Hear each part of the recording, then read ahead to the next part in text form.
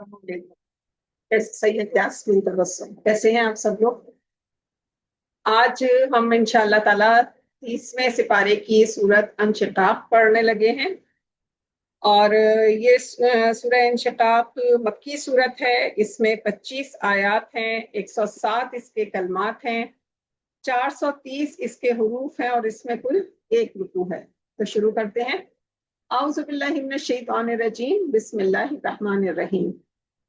जब आसमान फट जाएगा और अपने रब का फरमान बजा लाएगा और वो इस लायक है, और जब जमीन में दराज की जाएगी, और जब जमीन दराज की जाएगी और अपने अंदर की तमाम चीजों को, मुर्दों वगैरह को बाहर कर देगी और खाली हो जाएगी, अपने रब का फरमान बजा लाएगी और वो इसी लायक है।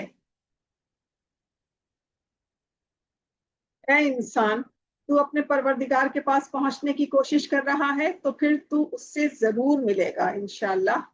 तो जिसका अमाल नामा उसके दाहिने हाथ में दिया जाएगा तो उससे आसान हिसाब दिया जाएगा और वो अपने घर वालों में खुश खुश जाएगा। और जिसका अमाल नामा बाएं हाथ में उसकी पीठ के पीछे से दिया जाएगा तो वो मौत को पुकारेगा। अस्तगफिरुल्लाह। और वो दोज़ख में दाखिल होगा। ये दुनिया में अपने अहलो अयाल में खुश खुश रहा करता था और ख्याल करता था कि अल्लाह की तरफ लौट कर ना जाएगा।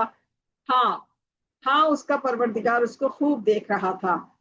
तो मुझे शाम की सुर्खी की कसम है और रात की कसम और उन चीजों की कसम जिनको वो इकट्ठा कर लेती है, और चांद की कसम जब वो कामिल हो जाए, कि जरूर तुम मंजिल ब मंजिल रुतबे आला पर चढ़ोगे।